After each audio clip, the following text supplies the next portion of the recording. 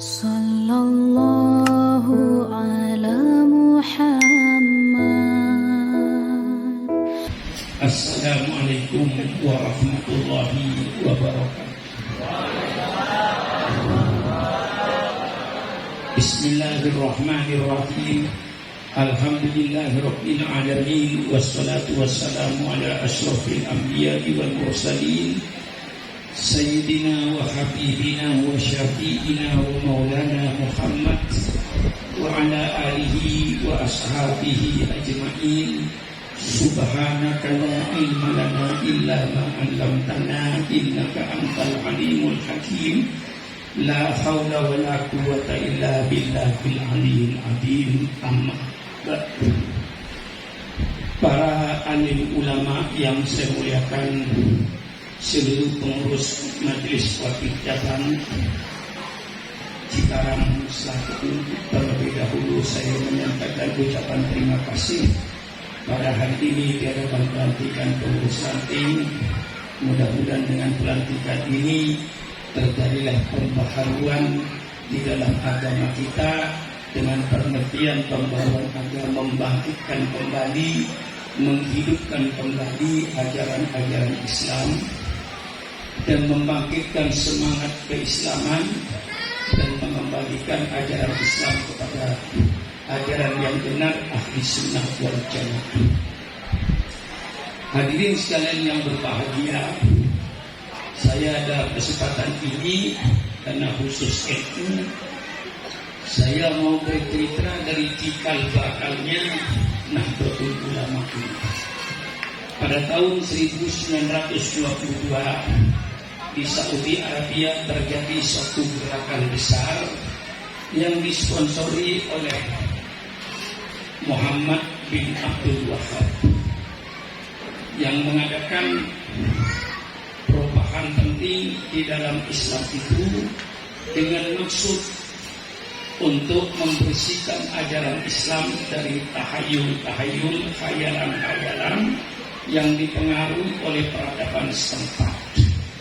Jadi Muhammad bin Abdul Wahab ini mengadakan gerakan untuk memurnikan agama Islam kembali kepada Quran dan hadis.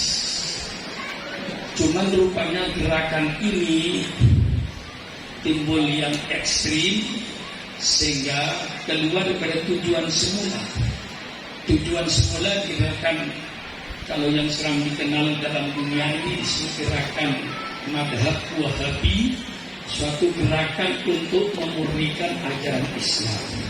Tapi akhirnya kebablas, sehingga dia mengambil satu pendirian, apapun saja kalau tidak terjadi zaman Rasulullah itu semuanya dianggap bid'ah dan menyesatkan. Apapun saja, sehingga waktu itu seperti orang pungutan dianggap bid'ah, usolli dianggap bid'ah, maulid dianggap bid'ah, tahlilan dianggap bid'ah, karena kata dia zaman Rasulullah tidak ada. Jadi semua yang ada sekarang kalau zaman Rasulullah tidak ada itu dianggap bid'ah. Itu ekstrimnya. Akhirnya mereka mempunyai rencana untuk meratakan kuburan Rasulullah. Jadi Rasulullah, kuburan Rasul mau diratakan karena oleh mereka dianggap yang ziarah kubur itu musyrik. Jadi mau diratakan. Mendengar mau diratakan, maka Kiai Wahab Hasbullah mengutus 3 orang, Kiai Wahab Hasbullah, lalu seorang guru dari Mesir, Syekh Al-Ghanawi, kemudian 1 ulama dari Pekalongan yang saya lupa. 3 orang itu ditugaskan oleh Hadratus Syekh untuk berdialog dengan Raja Saud supaya kuburan Rasulullah itu tidak diratakan, tidak digusur. Karena mau diratakan dengan tanah, kalau dianggap yang ziarah-ziarah itu dianggap syirik. Berangkatlah 3 orang ini ke Saudi Arabia untuk membendung paham-paham Wahabi ini yang ekstrim, ya, sebenarnya kalau niatnya untuk membersihkan ajaran Islam daripada tahayul itu benar. Tetapi akhirnya timbul gerakan yang sangat ekstrim. Jadi semua yang tidak ada zaman Rasul sekarang ada, itu lalu dipukul rata, kullu bid'atin dolalah wa kullu dolalatin finnar. Sehingga waktu itu dalam revolusi itu ribuan orang ahli sunnah wal jamaah yang dibunuh, bukan hanya dibantai, disiksa, bahkan dibunuh oleh orang-orang Wahabi itu karena dianggap min ahli bidah, syirik, halal darahnya. Ketika dia memuncak ingin meratakan kuburan Rasulullah, maka Hasyim Asy'ari mengutus 3 orang ini, Abdul Wahab, Syekh Al-Ghanawi, itu guru dari Mesir yang ditugaskan di Tebuireng, lalu satu kiai dari Pekalongan ini yang saya lupa namanya. 3 orang ini diutus untuk menemui Raja Saud. Alhamdulillah mereka ketemu, lalu berdialoglah. Ya tentu berdialog dengan Abu Dhanil dan seterusnya. Akhirnya diputuskan kuburan Rasulullah tidak jadi untuk diratakan. Itu NU jasanya pada dunia Islam. Tapi seandainya waktu itu Hasyim Asy'ari tidak mengutus 3 orang ini, ada kemungkinan kuburan Rasulullah sudah tidak ada orang ziarah. Nah ini jasanya NU kepada dunia internasional ketika mengutus 3 orang ini. Lalu setelah selesai, artinya berdialognya, Kiai Wahab itu memang ulama ya, dan juga ilmu manteknya itu tidak diragukan dalam hal, karena orang berdialog itu menghadapkan ilmu mantek orang yang rasional. Nah rupanya Kiai Wahab ketika itu berhasil sehingga akhirnya kuburan Rasulullah tidak jadi diratakan. Pulanglah mereka itu, yang kelompok ini dikasih nama Komiti Hijaz namanya. Jadi 3 orang itu namanya Komiti Hijaz. Lalu Komiti Hijaz kembali dengan sukses, lalu mau membubarkan diri. Nah ketika mau membubarkan diri, mereka berusaha sama Asy'ari, jangan dibubarkan Komiti Hijaz ini, karena nanti orang Wahabi akan bergerak untuk menanamkan pahamnya, apalagi orang Indonesia mundar-mandir ke Mekah. Jadi supaya Komiti Hijaz itu tidak dibubarkan, diteruskan, lalu dibentuklah waktu itu menjadi di Komiti Hijaz itu berubah menjadi yang sering dipakai istilahnya Nahdlatul Wathon. Jadi berdirinya waktu Nahdlatul Wathon, namanya belum Nahdlatul Ulama, masih bernama Nahdlatul Wathon. Nahdlatul Wathon dengan perkembangan perkembangan, lalu hasil pertemuan di daerah Puputan Surabaya, lalu mengakhirkan merubah menjadi nama Nahdlatul Ulama.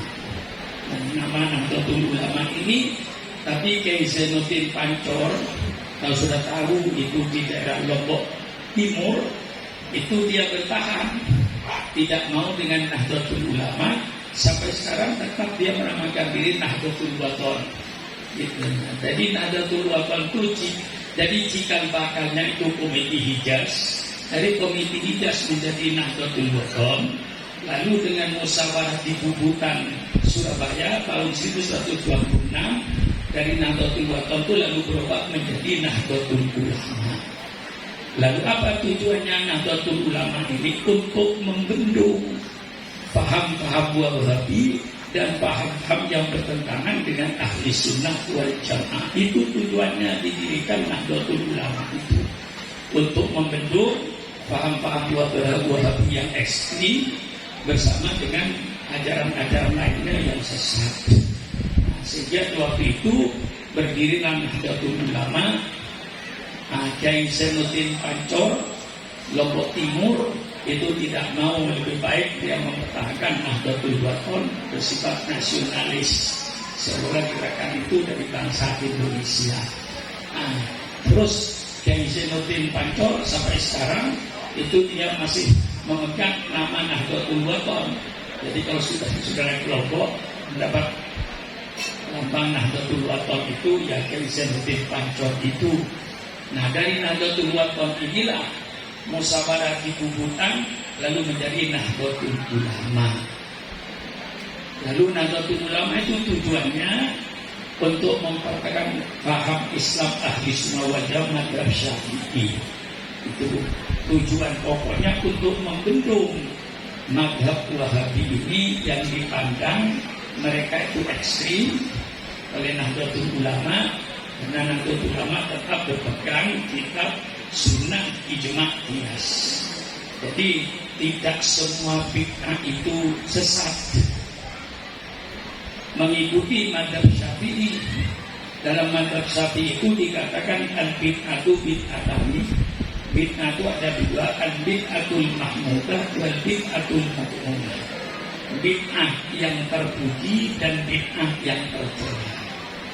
Bid'ah yang terpuji ma yuwafiqul kitab was sunnah. Bid'ah yang sesuai, tidak bertentangan dengan Quran dan sunnah Nabi. Itu bid'ah mahmudah.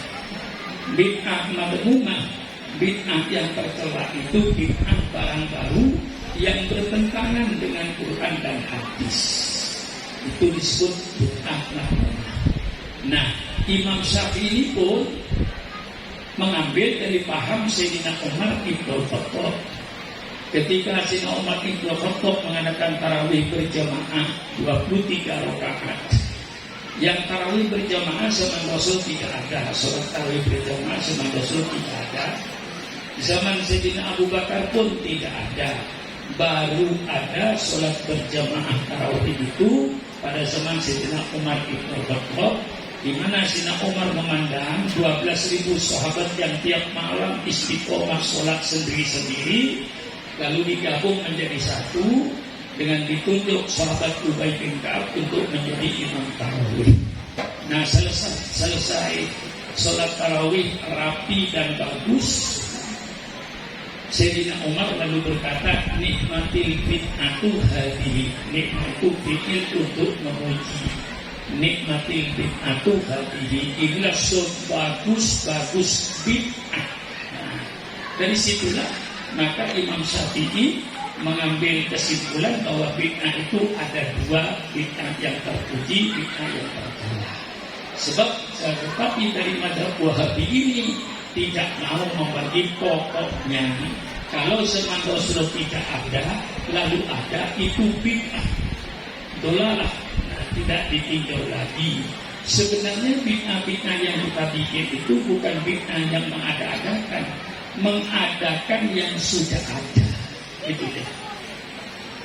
Karena perintah Allah itu ada perintah Allah yang Allah tentukan tempat dan waktu, seperti ibadah haji. Ada perintah Allah yang Allah tentukan tempatnya saja, waktunya bebas, namanya Allah. Ada perintah yang Allah tentukan waktunya saja, tempatnya bebas, sholat 5 waktu.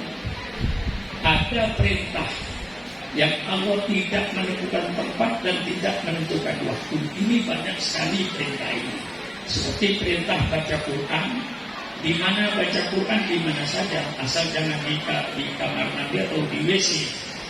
Di mana saja baca Quran persilakan. Kapan baca Quran, kapan saja persilakan. Dikir, kapan kita dikir, kapan saja. Di mana kita dikir, ya di mana saja. Asal jangan di tempat WC, di toilet. Kita baca sholawat, kapan baca sholawat, kapan saja. Di mana saja. Nah, lalu muslimat itu tolong dihidupkan kembali peradaban Islam ini.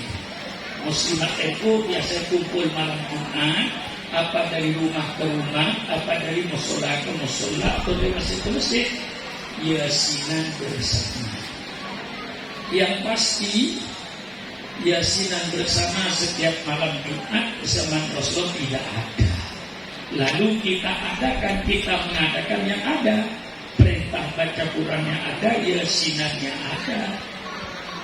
Waktunya Allah tidak menentukan, tempat tidak menentukan, berarti Allah menyerahkan kepada kita di mana dan kapan kita adakan yasinan setiap malam Jumat.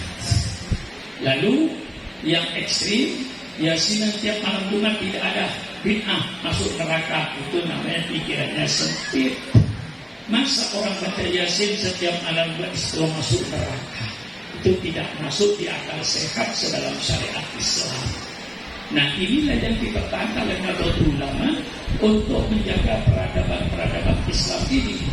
Selawatan yang Allah tidak menentukan tempat dan waktunya. Lalu kadang-kadang tiap malam Jumat diadakan bacaan maulid. Ada yang kadang-kadang malam minggu anak muda mengadakan bacaan maulid di musola. Nah, ini semuanya tradisi-tradisi yang baik. Sebenarnya di dalam Islam itu sunnah pun sunnah secara bahasanya. Kalau sunnah dalam pekerjaan sunnah Nabi itu sudah pasti bagus. Kalau sunnah dalam bahasa Arab itu sudah bagi dua.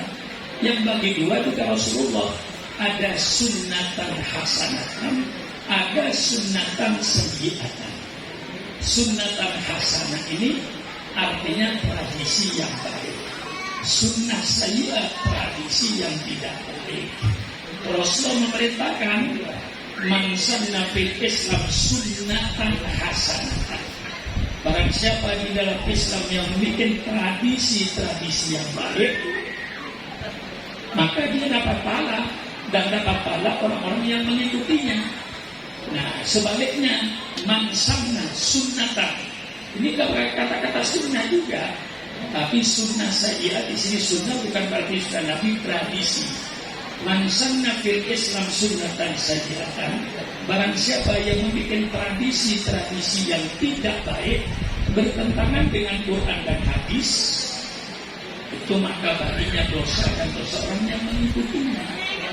Dan jelas dalam hadis pun ada tradisi yang baik, ada tradisi yang tidak baik.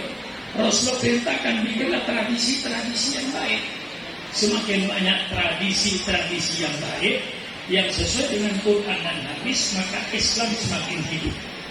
Nah, inilah kewajiban warga Nahdlatul Ulama untuk menghidupkan tradisi-tradisi yang baik. Seperti ada orang mati takziah 7 hari. Itu termasuk sunnatan hasanatan, bid'ah hasanah. Asal tidak mengatakan bahwa tahlilan hukumnya wajib. Dengan yasinan malam Jumat, kalau dikatakan yasinan setiap malamnya hukumnya wajib, itu salah. Tapi kalau yasinan setiap malam termasuk sunnatan hasanah, itu benar. Ini supaya orang itu mengerti. Karena kita juga memakaikan hukum kias kepada hal-hal yang sesuai dengan Quran dan Sunnah Nabi.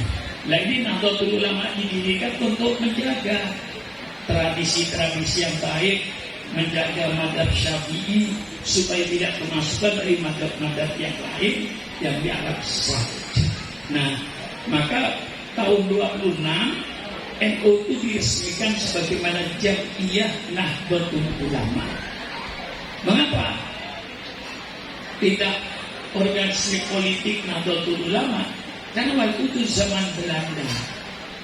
Zaman Belanda siapapun saja yang mengadakan gerakan politik mesti ditangkap oleh Belanda. Kalau bisa dibunuh oleh Belanda, karena Belanda ingin berkuasa.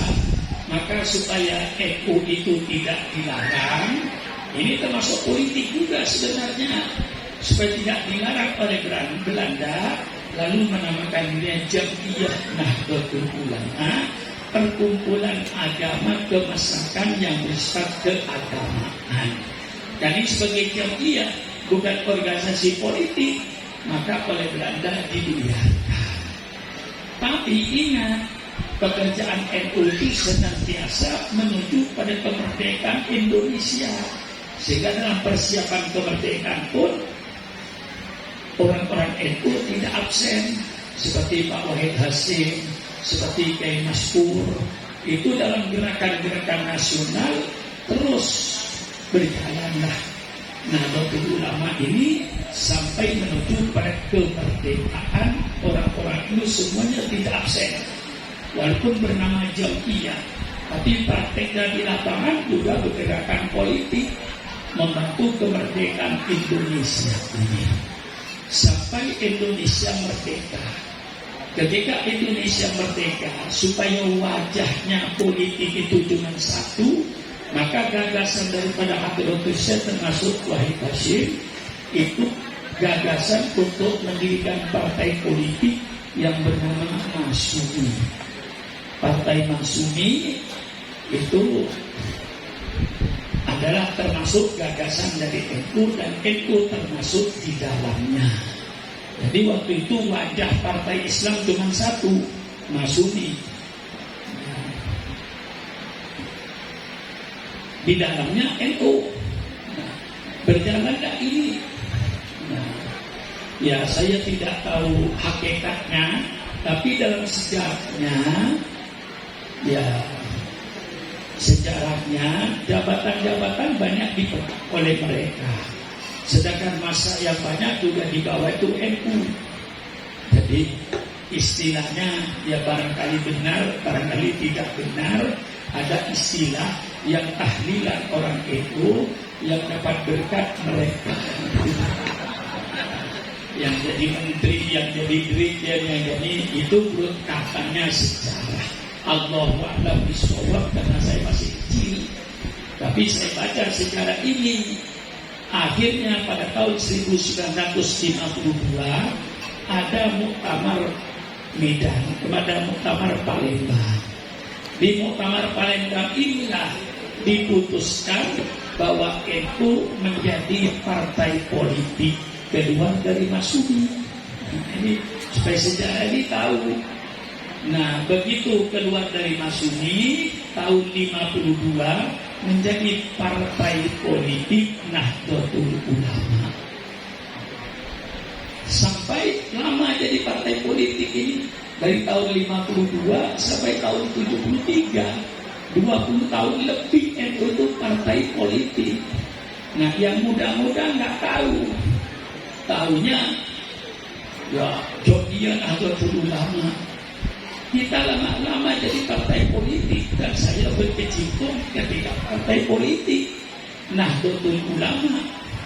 Nah, waktu itu Nahdlatul Ulama mengembangkan sayapnya sehingga semua aktivitas di masyarakat NU punya.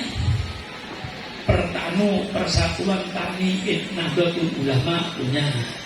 Nelayan ada, nelayan Nahdlatul Ulama. Tanu pertanian ada, buruh ada, sagu musim. Sampai di bidang seni namanya les bumi. Lalu berkembang namanya Ma'arif, namanya Mabarat.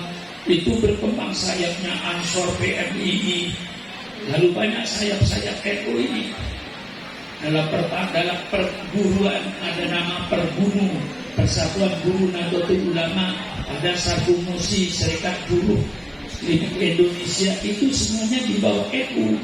Nah, dengan ini berkembanglah NU itu jadi jaya. Sehingga pada waktu itu pemilihan umum tahun 55 NU menduduki partai yang ketiga.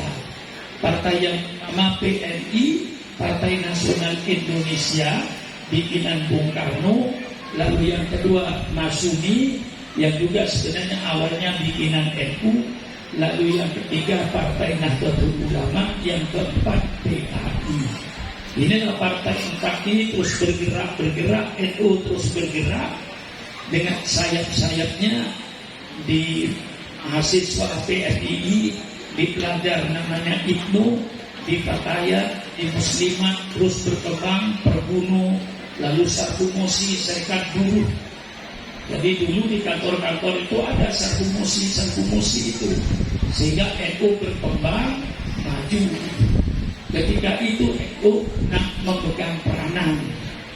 Perdana Menteri pernah dipegang oleh Kiai Dr. Idham Khalid. Ketua DPR dipimpin oleh Kiai Haji Ahmad Syaihu. Ketua MPR dipegang oleh Pak Subhan Zeki. Jadi NU itu hebat waktu itu. Ketua DPR NU, Ketua MPR NU, Perdana Menteri NU, Menteri Agama NU, Menteri Sosial NU, dan pernah NU memegang Menteri Keuangan. dari Purworejo situ orangnya.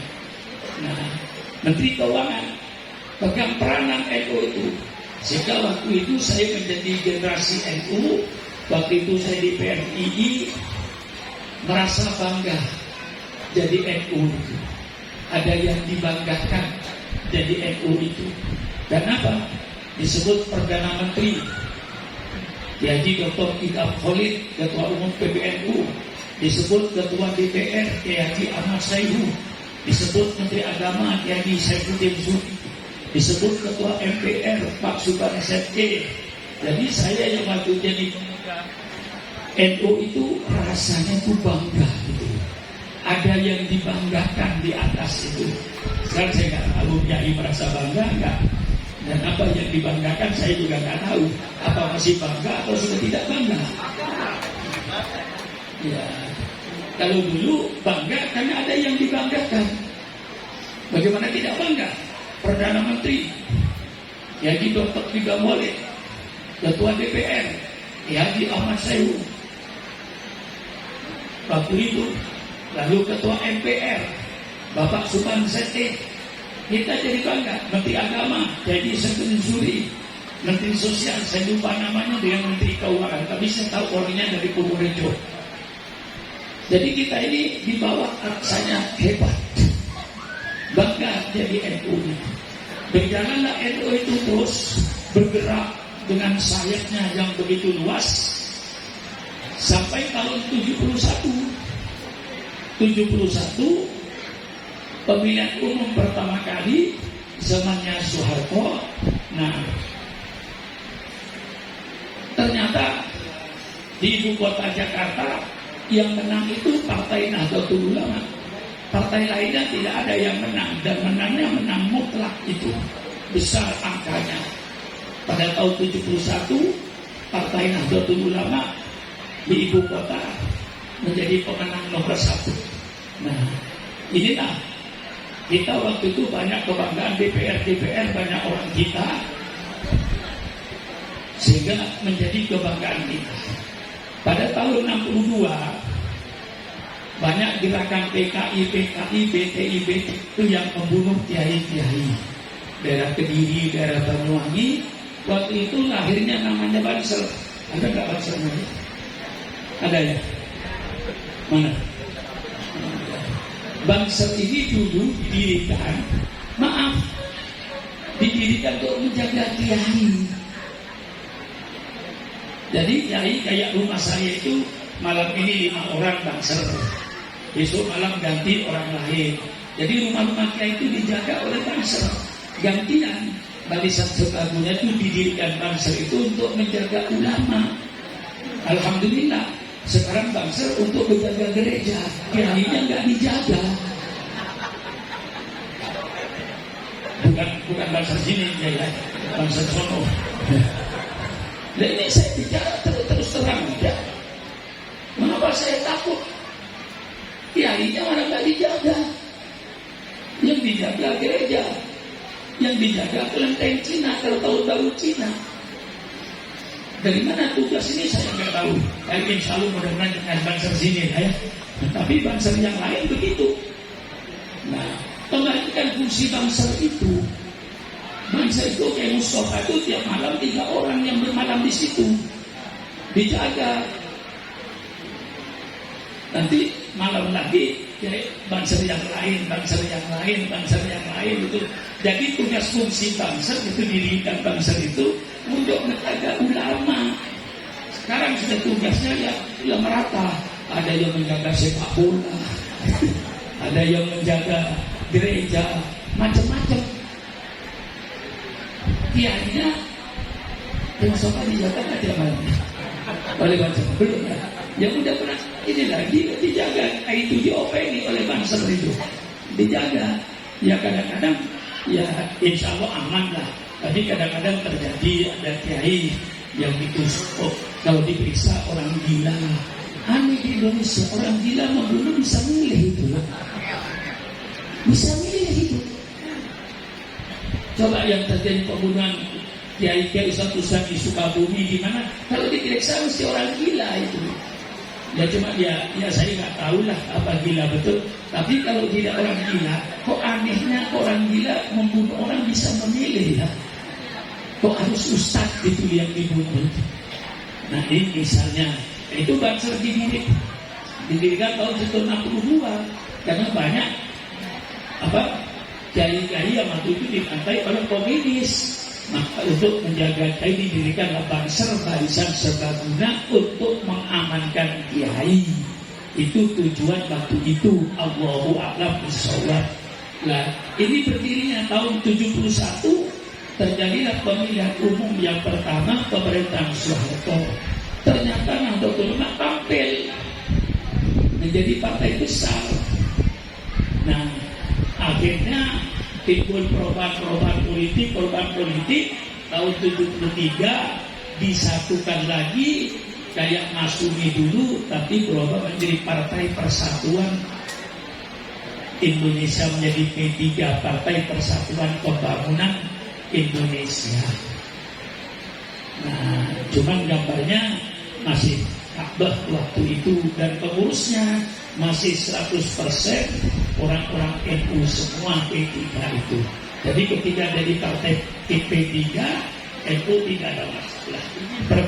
Perkembangannya dari cikal bakal Nahdlatul Ulama ini, lalu kemarin sekarang kembali lagi menjadi Jam'iyah Nahdlatul Ulama.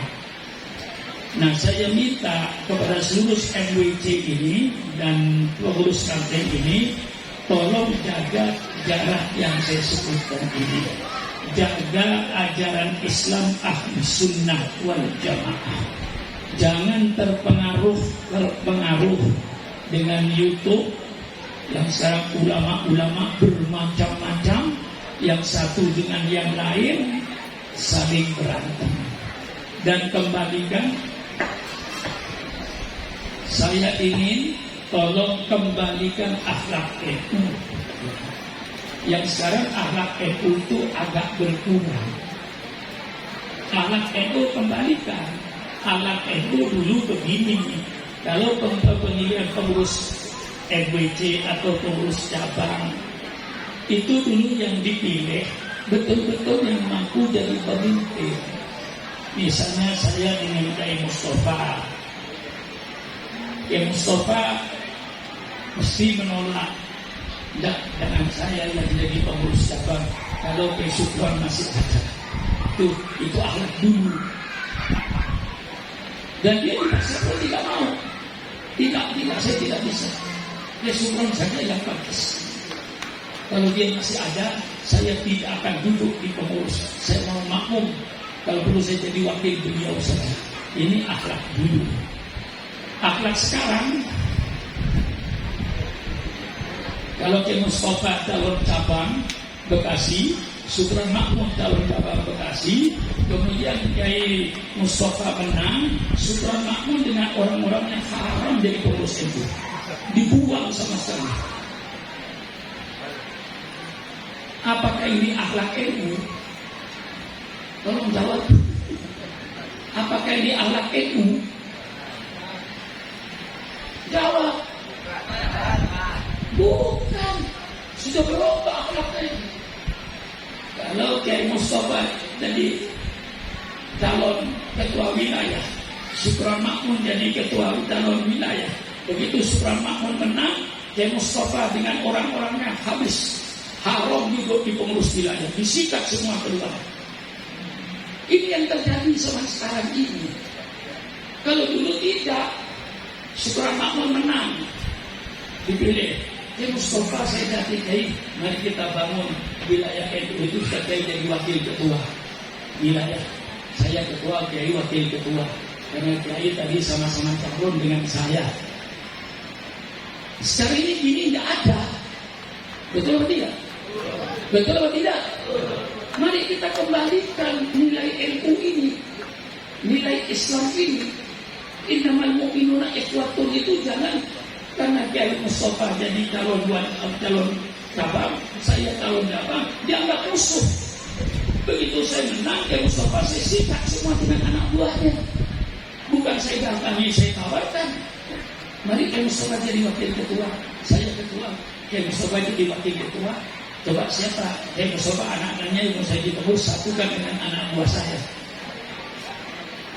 Ini sekarang tidak terjadi. Bagaimana kira-kira? Di belakang itu ansor apa? Ya. Nah, saya ingin mengembalikan ciri-ciri akhlak NU dan menjadi pemimpin itu betul-betul yang pantas, yang punya pengaruh di masyarakat, bukan yang punya duit. Sekarang terbalik, yang dipilih itu yang punya duit. Kalau nggak punya duit, jangan harap jadi pemimpin NU sekarang. Betul atau tidak? Ayo, jujurlah, jangan ada dusta di antara kita. Mari kita jujur, kalau ingin baik itu jujur. Jangan saudara tutup-tutupi. Saudara mau tutup-tutupi, kita buka aja kalau ingin kita baik. Sekarang ini, mau jadi ketua Ansor, mau jadi ketua PMI, mau jadi ketua cabang. Kalau nggak punya duit, jangan mimpi untuk dipilih. Masa begini NU? Lalu saya ingin mengembalikan moral NU itu supaya dikembalikan. Pilih ketua cabang yang layak aja lah. Jangan berbut. Oh, ini yang layak jadi ketua NU, maka layak. Akhlaknya bagus, ilmu agamanya bagus, dengan oleh masyarakat dicintai. Kalau pemimpinnya itu dicintai masyarakat, akan hidup organisasi ini.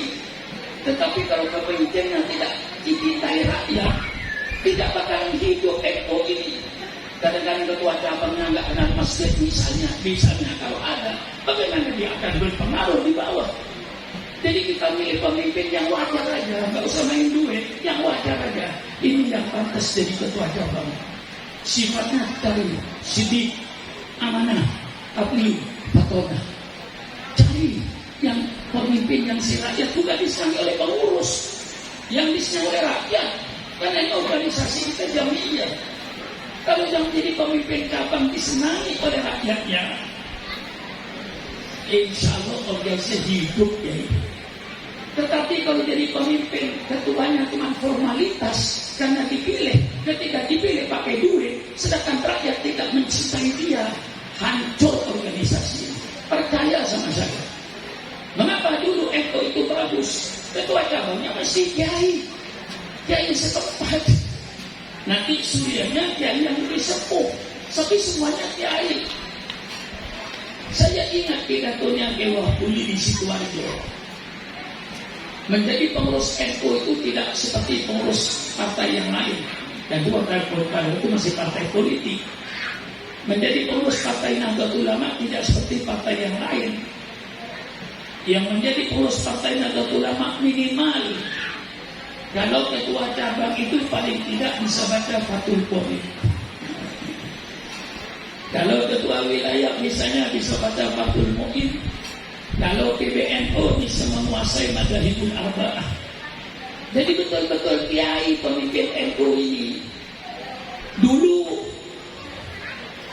Jadi kalau pemimpinnya kiai, rakyat senang, rakyat cinta, pengikutnya besar, pengaruhnya besar. Karena ketua cabangnya juga kiai ahli ibadat, kemudian surianya juga kiai yang lebih sepuh, kedua-duanya sama-sama ahli ibadat, disenangi oleh masyarakatnya NU hidup. Dan kalau sekarang kadang-kadang, mudah-mudahan di Cikarang tidak terjadi. Kadang-kadang menjadi ketua cabang tuh nggak ngerti agama, hanya karena punya duit. Ini sekarang yang terjadi. Tidak saya buka, kalau saya mau menonton saya tunjukkan nanti orangnya. Di sini nggak perlu saya menyebut orang. Kadang jadi ketua wilayah. Istilah agama saya banyak tidak tahu. Padahal itu misalnya kata-kata amar ma'ruf nahi munkar itu semua orang tahu. Mau menjadi pemimpin NU tidak tahu amar ma'ruf nahi munkar. Itu bisa. Kenapa? Dia saya jadi ketua cabang karena duit. Jadi ketua dia karena duit. Hancurlah NU ini. Dan saya ingin mengembalikan moral NU itu kepada aslinya. Bahwa jadi pemimpin tidak berebut. tidak berebut. Dan kalaupun berebut kayak ketika muktamar itu, begitu selesai dirangkul semuanya. Tidak pernah Pak Saihu keluar dari NU, Pak Saifuddin keluar dari NU, Pak Subhan keluar, tokoh-tokoh dulu nggak ada itu. Begitu dibentuk pengurus semuanya jadi satu. Walaupun ketika muktamar perang, selesai muktamar di Bandung. Waktu itu Pak Idam bermusuhan dengan Syiah. Sudah keras waktu itu. Pak Idam terpilih. Ini alat NU. Begitu Pak Idam terpilih, dia ambil mic. Saya bersedia untuk menjadi ketua umum Partai Nahdlatul Ulama dengan syarat Kiai Dahlan yang musuhnya, dengan syarat Kiai Dahlan menjadi ketua umum pertimbangan partai. Coba sudah. Padahal musuhnya itu di muktamar. Tapi selesai muktamar semuanya dirangkul. Lain dengan sekarang. Kalau saya muktamar, Kiai Mustafa muktamar sama-sama ketua umum PBNU, begitu saya menang, pokoknya Kiai Mustafa dengan anak buah saya sikat semua. Tidak ada yang jadi pengurus NU. Inilah NU sekarang. Maka saya tidak berani mencampuri seperti itu. Saya harus begitu nanti. Saya nggak bisa hidup di NU dengan sogok penyogok, main duit, nggak bisa saya. Walaupun saya punya duit pun, lebih saya bangun pesantren. Dan maka saya tolong muktamar di Lampung hilangkan duit itu, tidak akan berkah. Kalau NU tidak berakhlak, NU nggak bakalan berkah. Percaya kepada saya. Maka saya mohon pada saudara-saudara ini, tolong bangun akhlak NU ini. Kalau sudah tidak pantas jadi ketua, mundur aja, kasihkan yang pantas. Nggak usah berebut. Tak cari pemimpin yang masih disenangi rakyat, yang masih ada hati di rakyat. Kalau ini jadi pemimpin, mesti ditaati. Bagaimana rakyat akan taat? Misalnya kalau ada, mudah-mudahan tidak ada, kalau ada ketua cabang NU, ibadatnya nggak karu-karuan, tidak melambangkan ke-NU-nya. Ada orang tahlilan nggak pernah hadir karena NU. Bagaimana akan disenangi oleh masyarakat? Kalau pengurus NU dulu tuh ya mesti tahlilan, mesti maulidan, Isra Mi'raj. Jadi di situ dikenal. Tokoh NU dikenal oleh masyarakat. Sebab apa? Misalnya MWC mengadakan peringatan Maulid. Nah itu yang diundang cabang. Cabang berbicara di MWC. Berapa MWC? Kalau ada 20 MWC atau 30 MWC Kabupaten Bekasi, ketua cabangnya tersebar namanya di MWC itu. Dikenal oleh masyarakat. Itulah tokoh NU langsung dikenal oleh masyarakat. Sekarang cabang Bekasi mengadakan Maulid, ketua wilayahnya diturunkan, ketua wilayahnya dikenal oleh masyarakat bawah. Kemudian undang dari PBNU turun ke Bekasi, turun ke Sukabumi, ketua PBNU dikenal oleh masyarakat. Dan dulu tuh ketua PBNU itu kalau Maulid sibuk. Pak Idham diundang Maulid di mana-mana, Pak Saihu diundang Maulid di Jawa Tengah, di Jawa Timur, Pak Saifuddin Zuri. Dan sekarang ini kira-kira orang PBNU ada nggak yang diundang ke Cikarang untuk Maulid dulu? Nggak tahu saya. Tapi kalau dulu namanya PBNU itu sibuk. Kalau Maulid sibuk, Pak Idam itu ke kampung-kampung Maulid. Pak Saihu ke kampung-kampung, termasuk saya ke kampung-kampung Maulid itu. Tokoh NU ini segera dikenal oleh masyarakat. Laku. Kenapa? Ketika Maulid pidato semua di masyarakat. Yang namanya Pak Saihu ke kampung-kampung, yang namanya Pak Idam Maulid ke kampung. Mereka yang tua-tua itu merasakan. Ketika itu di Jakarta saja kalau Maulid, di Mampang, penceramah Haji Dr. Idam Maulid, penceramah Haji Tunsuri, penceramah Haji Adnan, penceramah Haji Suran Makmun. Di bawahnya Pak Ida, Mereka sibuk. Maulid itu mereka sibuk. Kiai NU, PBNU itu sibuk. Karena laku di masyarakat. Nah, saya menginginkan kepada saudara, tolong kembalikan jiwa ke NU-an ini. Yang jadi ketua cabang yang pantas aja. Masa nggak bisa mengukur siapa yang pantas jadi ketua? Siapa yang pantas untuk menjadi wakil ketua misalnya? Tempatkan. Antu'atul amanati ila ahliyah. Berikanlah kepercayaan kepada ahlinya. Kalau ini tidak hancur organisasi ini. Kalau tidak, ya hancur. Sekarang saudara saya pesan, ikuti ulama yang tidak memberikan fatwa kontroversi. Siapapun saja yang berfatwa kontroversi sudah tinggalkan. Biar orang NU. Dan itu memecah belah umat Islam itu. Cari tokoh NU yang memantapkan ke-NU-annya. Kalau sudah pidatonya kontroversi, berbeda dengan ulama-ulama kita, itu jangan diikuti. Sebagai penutup, saya keluarkan hadis Bukhari yang tadi saya keluarkan di pengajian di Cikarang ini dari sahabat Hudzaifah ibnul Yaman. Nanti cari di Sahihul Bukhari dalam bab Kitabul Fitan tentang bab fitnah-fitnah yang akan terjadi nanti di akhir zaman. Kata Hudzaifah ibnul Yaman, kana nasu yas'aluna Rasulullah anil khair. Adapun orang-orang ketika itu bertanya tentang kebaikan kepada Rasulullah. Bertanya tentang kebaikan. Wa kuntu as'aluhu anis syarr. Tetapi sebaliknya, saya bertanya pada Rasulullah tentang kejahatan. Mengapa? Mahofata ayudirkani, karena saya khawatir nanti saya menemui kejahatan itu. Kalau kebaikan tidak ada masalah. Yang saya takut kalau ketemu dengan kejahatan. Kemudian Hudzaifah bertanya, kunna fi jahiliyatin wa syarrin. Kami dulu Rasulullah berada dalam zaman jahiliyah dan zaman kejahatan. Faja'na bihadzal khair. Kemudian datanglah kepada kami kebaikan dengan datangnya engkau Rasulullah. Kami menjadi baik, menjadi umat yang berakhlak, menjadi umat yang bermoral, tidak seperti zaman jahiliyah dulu.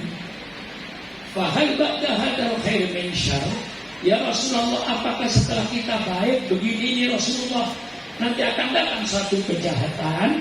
Rasulullah menjawab, na'am. Nanti akan datang satu kejahatan. Di antara para sahabat menafsirkan ketika terbunuhnya Sayyidina Utsman bin Affan radhiyallahu anhu. Lalu Hudzaifah bertanya lagi, hal ba'da hadzal syarr min khair? Apakah setelah kejahatan Rasulullah masih akan datang lagi suatu kebaikan?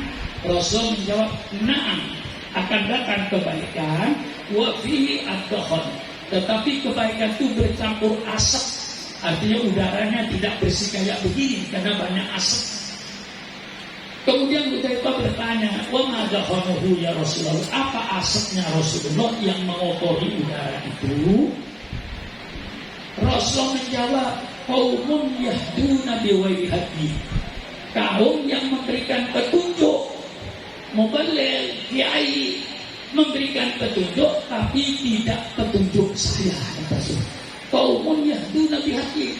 Jadi kalau sekarang dulu sudah di YouTube misalnya ada orang pidato bertentangan dengan Quran, bertentangan dengan sunnah Rasulullah, bertentangan dengan pendapat ulama-ulama yang terdahulu, bikin kontroversi, saya tidak heran. Rasul sudah berkata, qaumun yahduna biwayri hadi. Nanti akan datang satu kaum yang memberikan petunjuk tanpa petunjuk saya. Ta'rifu minhum ma tunkir. Kau tahu kebaikan dia dan kau tahu kejahatan dia. Jadi artinya kiainya tadi tidak ada satunya ucapan dan perbuatan. Kemudian Hudzaifah bertanya lagi, hal ba'da hadzal khair min syarr? Apakah setelah baik yang campur asap itu Rasulullah masih akan datang lagi zaman yang lebih jahat? Rasulullah menjawab, na'am, akan datang nanti zaman yang lebih jahat. Apa itu? Du'atun ala abwabi jahannam. Du'atun jama'in da'i, kiai-kiai, mubalik yang berdiri di atas api neraka. Mubalik yang mengajak ke api neraka, kiai yang mengajak ke api neraka. Itu nanti akan terjadi. Kata Rasulullah, ulama yang mengajak ke neraka nanti akan terjadi. Kemudian Hudzaifah bertanya, "Sifhumlana ya Rasulullah, tolong jelaskan sifatnya ulama yang ngajak ke neraka itu kayak apa Rasulullah?" Rasulullah menjawab, "Hum min jildatina wa yatakallamuna bi alsinatina." Mereka kulitnya kayak kita, lidahnya kayak kita, pakai Quran, pakai hadis, tapi ngajaknya ke neraka. Itu Rasul jelaskan. Ketika Hudzaifah benar, tolong jelaskan, kiai yang ngajak ke neraka itu kayak apa Rasulullah? Rasulullah katakan, kulitnya kayak kita, ngomongnya kayak kita. Jadi kalau ada kiai yang kontroversi, saya tidak heran, hadisnya sudah ada. Maka ikutilah ulama yang tidak kontroversi, ulama-ulama yang istiqomah, ulama-ulama yang mengikuti ulama-ulama yang terdahulu. Karena ulama yang terdahulu insya Allah ulama yang mumpuni, tidak membuat kontroversi, memantapkan kepada pengikutnya, bukan membuat pengikutnya bingung dan ragu-ragu. Kemudian Hudzaifah bertanya lagi pada Rasulullah, "Mada ta'muruni ya Rasulullah in adrakani dzalik?" Apa yang kau perintahkan Rasulullah seandainya saya bertemu dengan zaman itu? Apa yang kau perintahkan Rasulullah seandainya saya ketemu dengan kiai-kiai yang ngajak ke neraka ini, yang kontroversi ini? Rasulullah menjawab, "Alzam jama'atal muslimin wa imamahu." Kau selalu jangan berpisah dengan jamaah umat Islam, dengan pemimpin Islamnya yang kau anggap istiqomah. Jangan pisah dengan itu. Hudzaifah bertanya lagi. Rupanya Hudzaifah itu rewel orangnya, nggak mau diem. Tanya lagi. Wa in lam yakun lahum jama'atun wala imam. Kalau seandainya waktu itu Rasulullah sudah tidak ada lagi organisasi yang bernapaskan Islam, dan sudah tidak ada lagi pemimpin yang bisa dipercaya, sudah kami anggap semua ini tidak bisa dipercaya, sudah pembohong semua. Apa yang kau perintahkan Rasulullah seandainya jamaah Islam sudah tidak ada, pemimpin Islam sudah tidak ada? Apa perintah Rasulullah? I'tazil tilkal firqa kullaha. Tinggalkan oleh engkau organisasi apapun saja kalau sudah tidak bernapaskan Islam, sudah tidak menyunggukkan keislamannya, hanya namanya Islam, isinya akhlaknya bukan Islam, ukhuwah Islamiyahnya tidak ada, satu dengan lain saling hantam-menghantam. Nah, i'tazil tilkal firqa kullaha. Tinggalkan oleh engkau organisasi apapun saja kalau sudah tidak bernapaskan Islam, sudah tidak berakhlak Islam.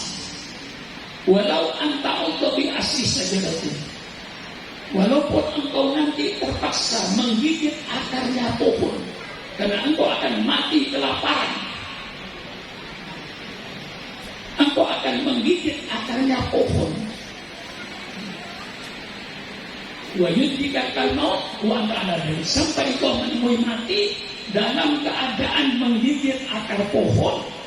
Itu lebih bagus daripada engkau bergabung dengan organisasi yang sudah tidak Islami. Lebaca itu hari. Maka saudara-saudara, tolong kalau cuma paham sepotong ayat, dua potong ayat, jangan lupa berfatwa seperti ulama besar. Ini yang ngaco begini ini. Baru tahu dua potong hadis, tiga potong hadis, itu yang dipegang, tidak digabungkan dengan hadis-hadis yang lain. Ini yang menjadi kita ini jadi rusak. Ini yang sedang terjadi. Baru hafal 2-3 ayat dari terjemahan, wah sudah berlagak kayak ulama besar. Baru tahu dia 3-4 hadis, 5 hadis, 10 hadis, lalu dia sudah berdaya kayak ulama besar karena pidatonya ditepukin tangan. Disinilah saya mau menggalikan. Kalau cuma tahu 3-4 hadis, jangan merupakan kebijaksanaan. Belum tentu benar, nanti tanya, baca kitab-kitab fikih, turuti ulama-ulama yang terdahulu. Insya Allah mereka memberikan fatwa tidak terkontaminasi dengan jabatan, tidak terkontaminasi dengan nafsunya. Mereka memberikan apa adanya dalam pemahaman Islam. Maka kita ini kalau memang madhab Syafi'i, kembalilah kepada Imam Syafi'i, kitab-kitab Imam Syafi'i. Jangan memberikan fatwa-fatwa yang kontroversi di tengah-tengah masyarakat, apalagi sampai membingungkan masyarakat. Oleh sebab itu harapan saya pada saudara yang dilantik, tolong kembalikan norma-norma ke-NU-an. Tolong kembalikan ukhuwah ke-NU-an. Kalau sudah sama-sama calon, bukan itu berarti musuh. Dirangkullah calon itu untuk bersama-sama. Walaupun kalah, diajak bersama-sama. Paling tidak jadi wakil ketua kan pantas kan. Kalau Mustafa calon ketua cabang, Surah Makmun calon ketua cabang, katakanlah Surah Makmun yang terpilih, pantaslah ke Mustafa segera saya tarik untuk jadi ketua wakil cabang. Dan orang-orangnya masuk semua, mari bersama-sama membangun NU.